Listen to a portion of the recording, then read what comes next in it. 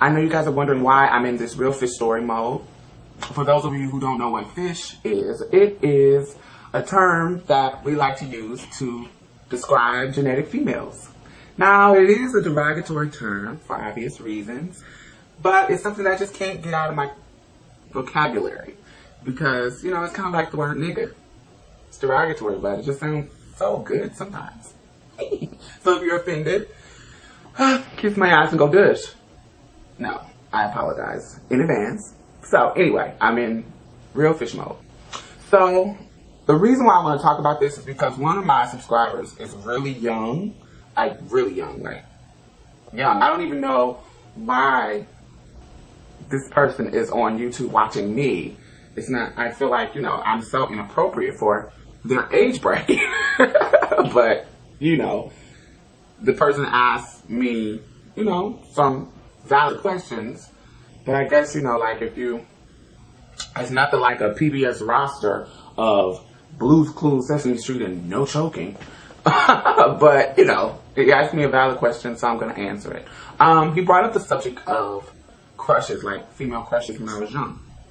And I had one female crush when I was younger, and this is the story. Okay, after I get slammed and wore out by wrestling nuns and crazy black girlfriends, we moved out of the shelter into our own apartment. And I went to a different school. So this school was Urengoy. Urengoy was like, it's when I really learned my value for education and reading and all that good stuff about learning. So this is when that started to flourish in me, like I like to read and blah, blah, blah. The school was huge and old school. It reminds you, I don't know if you guys remember the book, which I started reading at the school, Matilda. There was a movie made about Matilda. And you remember the school, how it was old school and, you know, kind of scary looking? That's what Urengoy looks like. And actually recently, I went on Facebook and there's a group for Urengoy alumni. They were talking about, like, kickball. And if any of you guys went to a middle school that did not have kickball, your middle school sucked. And your teacher should be mauled by theirs. So kickball was the shit. If you don't know what kickball is, think of baseball that you do with your legs instead of a bat. You kick the ball, and then once you kick the ball, don't nobody catch it. If you catch it, you're out, just like in baseball. Just like baseball, but, you know, with your legs being the bat. And if you went to a school that used, like, soccer balls and stuff like that, your school sucked too, and your teachers should be raped by monkeys. You had to use this big, huge rubber ball. That is the greatest ball ever. It's like a big, huge rubber ball that when you kick it, it makes like a ring sound. That's the best kickballs in the world. You need that. If you don't have that, your school sucked.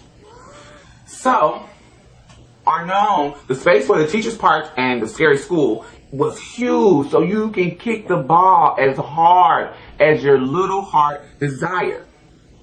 And we always played kickball during recess. I think, you know, nowadays schools kicked out recess. Recess was fun. They kicked it out kind of like they did paddling, which also was fun. One day, there's a girl. Her name is Christina. Now, when I moved to Boston, it's when it opened. I'm from Indiana, so we don't have a lot of races. Well, we do, but when I'm at that young age, the races were down to black, white, Hispanic. That's all, and Chinese. That's all the ones that I knew. So I didn't know there was different, you know, other stuff at that time. So, you know, this is 4th, 5th grade. So when I moved to Boston, that's when I got into that's when I started learning about different ethnicities, like Portuguese and Vietnamese and this and Jamaican and all of this type of stuff. So that's when I started learning about this. So this girl, she was absolutely beautiful. I'm trying to describe her. I don't want to say Mariah Carey, because Mariah Carey is kind of ugly to me. But she reminds you of a do you know the little girl, JonBenet Ramsey? Think of her. Oh, you know who she is? She looks like, what's the girl that won the British version of American Idol that got big songs now? Oh, God, what is her name? Oh, my God, I can't remember her name. She has, like, curly hair. She's mixed, and I when I can't remember somebody's name, it really, really irks me. You guys know who I'm talking about. She's like Mariah Carey with Carrie Hilson nose. Like, y'all know who I'm talking about. God, I can't think of her name. Oh, Leona Lewis. All right, that's what she looks like. She looks like she was cute like John Benet Ramsey in a non-dead way when she was alive. But she was like that mixed looking girl. She was Portuguese. And she had curly, really curly, sandy, super blonde. And it's not blonde, it's like that dirty, sandy brown color that people have. And it was really curly and, you know, she was beautiful. You know what I'm saying? She was just really, really beautiful. So I kind of had a crush on her. We were in the cafeteria and she sat in one bench and I sat in this bench. And what I know now that I didn't notice before is that when she was in my class, she would make fun of the way I talk because I was in Boston and because of where I was from, my accent sounds country to people on the East Coast, especially in Boston. So she used to make fun of it, but I didn't clock it until late, and then I stopped liking her. But anyway, so there was this guy. He was like the jock. He was like this big, ugly, monkey-looking guy named Royce, and he always had white crust right here on his mouth, and he did pig, disgusting, masculine shit like he would take an apple and just eat the whole apple, seeds, core, and all, just to do it, to be dumb and stupid. Like, it's like, what? You're an idiot. So one day, he was really nice. He wasn't like the bully type, but he did stupid, idiotic, super stereotypically masculine things. Christina, the pretty girl, she was being a bitch, making fun of this white girl because she was fat, and just because the white girl looked like Susan Boyle, and she just was an easy target. So, but she was being a bitch to her. And so I was like, and her voice, like the monkey dude, she lived for the monkey dude, I guess. She liked him a lot. So, typical. And so they were being an asshole. So that was in the cafeteria, and we had to go out for recess to play kickball. So this was a time when, you know, my gayness hadn't flourished enough to where they kind of didn't pick me for sporty games. This is where kickball was so fun for everybody that everybody played. It wasn't just about, you know, sports is masculine, blah, blah, blah. And I could play kickball. I was like the kickball champion. My legs could kick that ball. So, you know, I'm an expert with balls. So,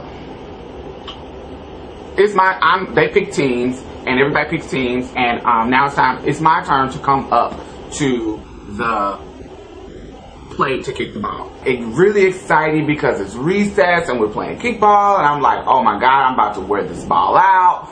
And so I kicked the ball as hard as I could, and the ball just went soaring.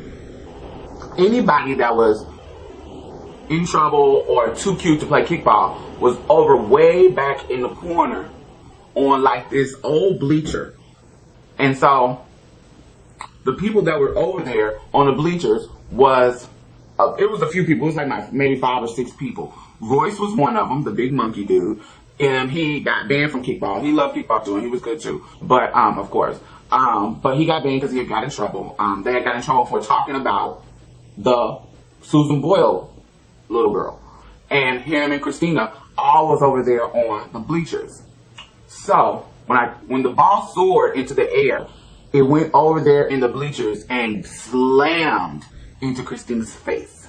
Royce is cracking up. Remember, this is the idiot jock type of boy. So anything funny, he is going to laugh at it. So Royce is, while she's crying, he's cracking up. She is horrible. She's bleeding. She's looking in our direction, but she does, because she was too cute and she wasn't even playing about kickball. She was paying attention to Royce. She doesn't know who exactly kicked the ball. But, you know, she went to the nurse, of course, and that was like the most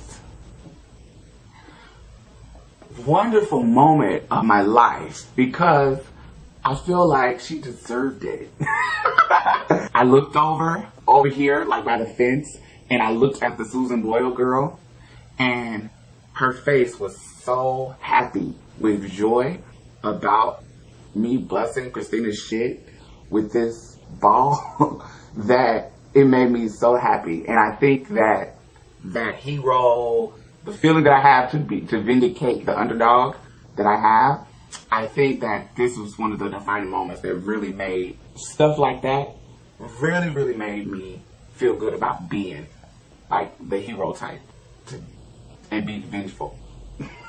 And me and the Susan Boyle girl became friends after that. So, that's the story. My first crush.